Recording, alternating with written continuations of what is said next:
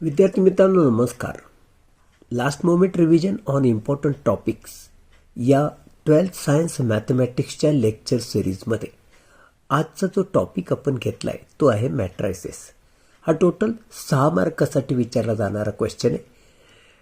पहिला क्वेश्चन 2 मार्कासाठी असतो आणि दुसरा क्वेश्चन 4 मार्कासाठी, अशी टोटल 6 मार्कासाठी हा क्वेश्चन विचारला जातो. लेक्चर 1मध्ये आपले स्वागत.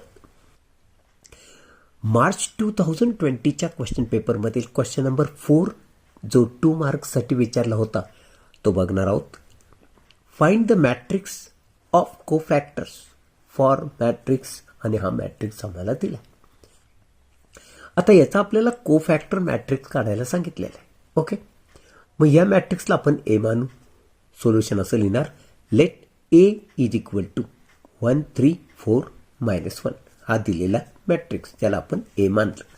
मग आता याचे कोफॅक्टर्स लिहायचे, म्हणून मी लिहिलं cofactor of the matrix A is given by. हा फॉर्म्युला लक्षात ठेवायचा. ए आय जे म्हणजे आयथ रो आणि jth column is equal to -1 raise to i plus j into M i j. M म्हणजे मायनर मॅट्रिक्स. ओके, तसं इथं मी लिहिलं where M i j is minor of elements a i j. ठीक आहे, आता आपण याच फॉर्म्युल्यात आय म्हणजे रो, जे म्हणजे कॉलम, असं एक एक एक एक एलिमेंट आणि त्याचा मायनर शोधून काढणार आहोत. आय जे म्हणजे first row first column, -1 raise to i plus j म्हणजे 1 + 1 इंटू M11. मित्रांनो, M11 हा मायनर काढण्यासाठी आम्हाला दिलेल्या मॅट्रिक्समध्ये फर्स्ट रो आणि फर्स्ट कॉलम ड्रॉप करायचा. आता जे उरेल ती ह्याची किंमत असणार आहे. ओके, दुसरी गोष्ट, या ठिकाणी जर घात समसंख्या असेल, ही ॲडिशन समसंख्या येत असेल, इव्हन संख्या येत असेल, तर हे निगेटिव्ह पॉझिटिव्हमध्ये बदलणार. म्हणजे -1चा घात काय होईल, +1, जेव्हा तो ॲडिशन इव्हन संख्या असेल. आणि हीच ॲडिशन जर ऑड संख्या होत असेल, म्हणजे विषम संख्या होत असेल, तर हा -1 -1च राहणार. हे लक्षात ठेवायचं. आता हा मायनर आपण शोधून काढण्यापूर्वी हे लिहून टाकू. -1चा हा 2 घात आहे. 2 म्हणजे समसंख्या आहे, म्हणजे तो प्लस लिहावा लागेल. म्हणून या इथं मी लिहितो इज इक्वल टू 1. हा 1 मी प्लस लिहिलेला आहे. आता हा मायनर आपण शोधणार. या मॅट्रिक्समध्ये नीट बघा, फर्स्ट रो आणि फर्स्ट कॉलम आम्हाला ड्रॉप करायचा आहे. आता जो मायनर मिळणार तो उरला -1, म्हणून या इथं मी लिहितो -1. ठीक आहे, आणि हा गुणाकार जर केला तर तो गुणाकार येणार -1.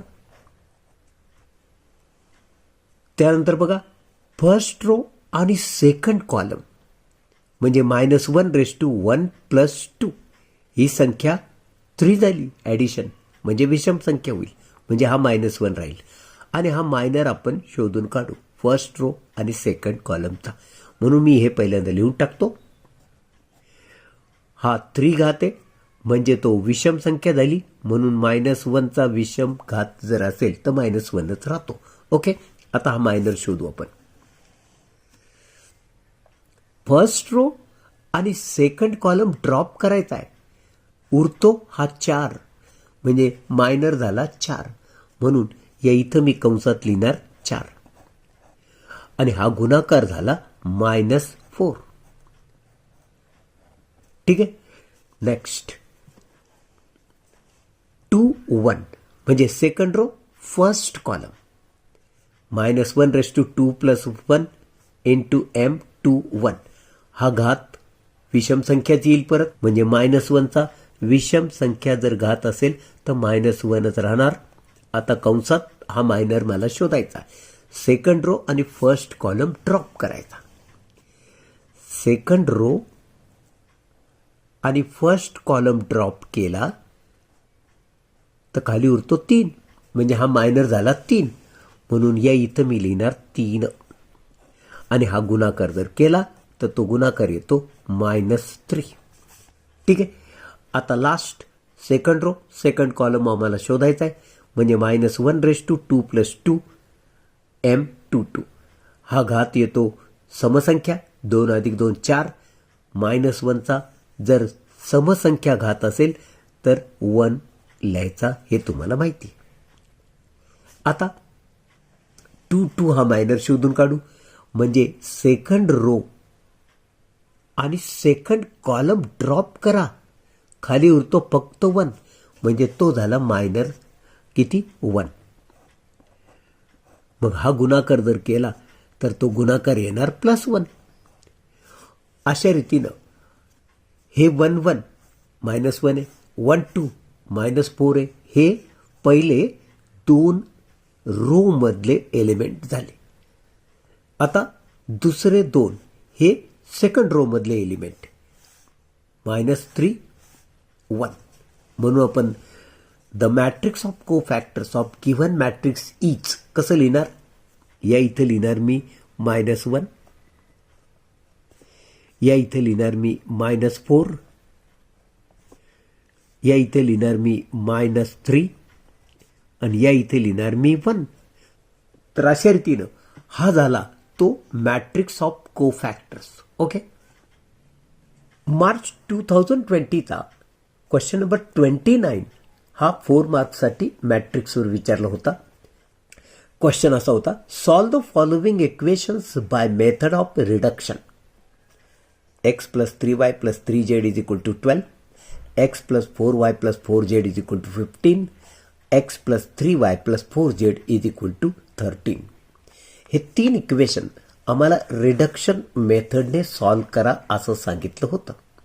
मित्रांनो, सोल्युशनमध्ये आपण काय करणार, फ्रॉम द गिव्हन इक्वेशन्स आपण ए काय असतो, एक्स काय असतो आणि बी काय असतो लिहून टाकूया. हा ए जो मॅट्रिक्स असतो तो यांच्या कोइफिशियंटचा असतो. हे जे व्हेरिएबल आहेत ना, एक्स वाय झेड, त्यांच्या कोइफिशियंटचा असतो. पहिली रो काय असणार आहे, 1 3 3. दुसरं इक्वेशन म्हणजे दुसरी रो 1 4 4. तिसरं इक्वेशन म्हणजे तिसरी रो 1 3 4 1 3 4. हा झाला ए, म्हणजे मॅट्रिक्स कोइफिशियंटचा आपण ए ने डिनोट करतो. एक्स हा मॅट्रिक्स कशाचा असतो, व्हेरिएबलचा. इथं काय व्हेरिएबल आहेत, एक्स वाय झेड. ओके, ते असे लिहायचे. आणि हा बी मॅट्रिक्स आपण कशाचा लिहित असतो, कॉन्स्टंटचा. प्रत्येक इक्वेशनमध्ये जे राईट हँड साईडला दिलेले कॉन्स्टंट असतात ते इथे लिहायचे. जर एखाद्या इक्वेशनमध्ये हेच लेफ्ट हँड साईडला असेल तर त्याला सर्वप्रथम त्या कॉन्स्टंटला राईट हँड साईडला आणायचं, म्हणजे त्याचं चिन्ह बदलतं आणि मगच ते इथे लिहायचे. अशा रीतीने ए, एक्स आणि बी आपण लिहिलेले आहेत. आता आपल्याला हे माहीत असलं पाहिजे, we can write a x = b असं आपण लिहित असतो. मग ए काय, हा मॅट्रिक्स. एक्स काय, एक्स वाय झेडचा मॅट्रिक्स. बी काय, कॉन्स्टंटचा matrix. So this into this = this असं आपण लिहिलं. मित्रांनो, ही मेथड आहे रिडक्शन मेथड.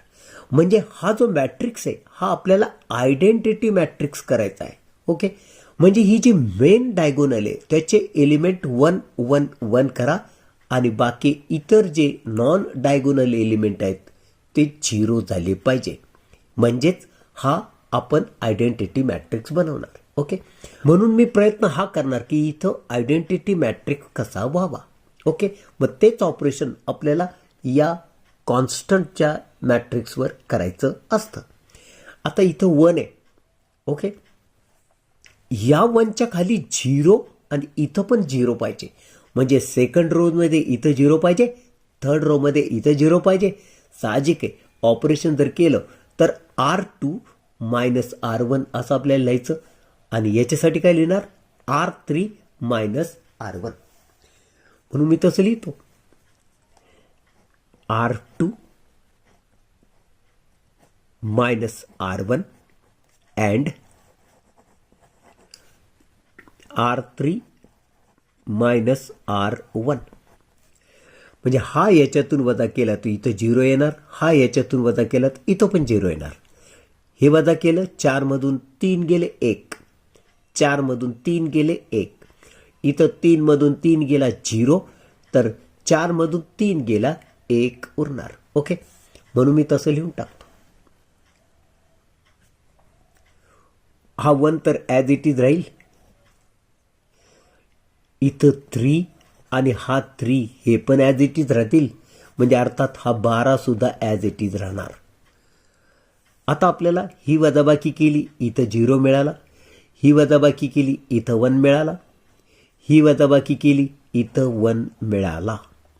या 15 मधून 12 गेले, इथं 3 उरला. सेकंड रो मध्ये हे ऑपरेशन झाल्यावर थर्ड रो मध्ये पण आपण तेच केलेलं आहे, म्हणून 1 - 1 इथं 0 लिहिणार तुम्ही, 3 - 3 इथं पण 0 लिहिणार, आणि 4 - 3 इथं तुम्ही 1 लिहिणार. मग इथं 12 आणि 13 यांची सबट्रॅक्शन केली तर इथं उरणार 1. ओके, आता मित्रांनो इथं तर 0 आला, इथं 0 पाहिजे आणि इथं पण 0 पाहिजे. ठीक आहे, हे 2 0 मिळवण्यासाठी याची तिप्पट तुम्ही याच्यातून वजा केली तर इथं 0 येऊ शकतो.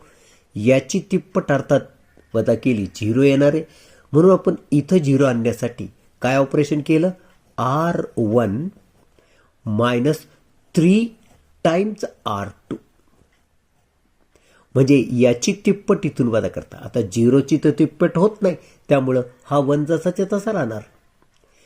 याची तिप्पट वजा केली, इथं 0 येणार. याची तिप्पट वजा केली, इथं पण 0 येणार. मग याची तिप्पट जर इथून वजा केली, 12 मधून तिप्पट 9 गेले, खाली उरले 3, म्हणून या इथं मी लिहिलं 3. ठीक आहे, सध्या तरी ही सेकंड आणि third row as it is राहणार, 0 1 1, म्हणजे हा 3 जसाच्या तसा. 0 च्यात काहीही बदल होणार नाही, हा 1 जसाच्या तसा. ओके, तर फर्स्ट रोवर ऑपरेशन झाले, सेकंड आणि third row as it is आपण ठेवली. आता मित्रांनो आपलं एकच काम शिल्लक राहिलं की या इथं 0 पाहिजे.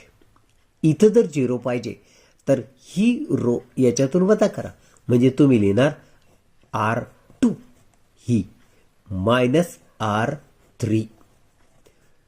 मग first row as it is राहील, त्याच्यात तुम्ही काहीही करत नाहीये. सेकंड रो मध्ये याचा 0 मधून 0 गेला, काही उपयोग नाही. हा 0 याच्यातून वजा केला, हाही तसाच राहणार. 1 मधून 1 गेला, इथं येईल 0. तर इथं तुम्ही हे याच्यातून वजा करताय, म्हणजे 3 मधून 1 गेला, इथं उरणार 2. ओके, आपल्याला third row as it is ठेवायची, 0 0 1. ओके, आता आपण जर हे बघितलं तर हा आयडेंटिटी मॅट्रिक्स झालेला आहे बघा. तुम्ही हे जर मल्टिप्लिकेशन केलं ना, तर फर्स्ट रो आणि फर्स्ट कॉलम असं जर मल्टिप्लिकेशन केलं तर 1 × x x येणार आहे, पण हा तर 0 होईल. हा गुणाकार पण 0 येणार, इज इक्वल टू राहील 3. थोडक्यात x इज इक्वल टू 3 येणार. आता सेकंड रो आणि हा असा जर मल्टिप्लाय केला तर 0 × x 0 येणार आहे, 1 × y yच येणार आहे, आणि 0 × z 0च येणार. That is equal to right 2. थोडक्यात y इज इक्वल टू 2 येईल ना.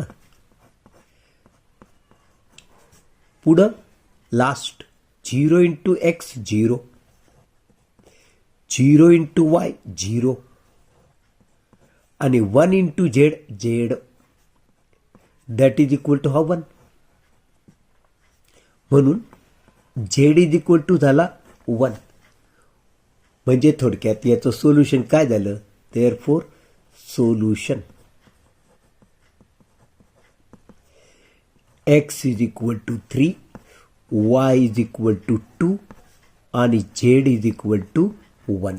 ओके, तर मित्रांनो आजच्या लेक्चरला आपण इथेच थांबूया. भेटूया पुढच्या लेक्चरमध्ये. एक नवीन एक्झाम्पल घेऊन. तोपर्यंत मी आपला निरोप घेतो. नमस्कार.